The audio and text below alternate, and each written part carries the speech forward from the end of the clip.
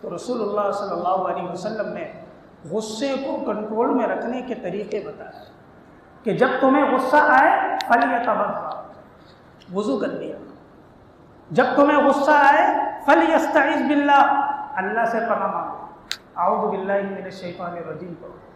جب تمہیں غصہ آئے فلیصمت، تو خاموشی اختیار کر لو، کہیں ایسا نہ ہو کہ زبان کا استعمال غلط ہو جائے. جب تمہیں غصہ آئے فلیستجع، بیٹھے ہوئے تو لیٹ جاؤ، کھڑے ہوئے تو فلیجلس، بیٹھ جاؤ. یہ طریقے جناب نبی کریم صلی اللہ علیہ وسلم نے اسی وجہ سے بتایا کہ غصے کا اظہار کرنا کمال نہیں، اول الغضب جنون. غصے کے اظہار میں تو پاگل پن کا اظہار ہو گیا. غصے میں حواس کھو بیٹھا، منہ سے 3 جملے نکل گئے. اب جب ہوش آیا تو ہر دارالافتاء کے مفتی کے پاس جا رہا ہے، اس کو یقین دلا رہا ہے کہ میں غصے میں تھا، میرا دماغ کام نہیں کر رہا تھا، منہ سے یہ جملے نکل گئے. تو ہر مفتی کا جواب یہی ہوگا کہ بھائی آپ کا معاملہ ختم ہو گیا، اب کچھ نہیں ہو سکتا.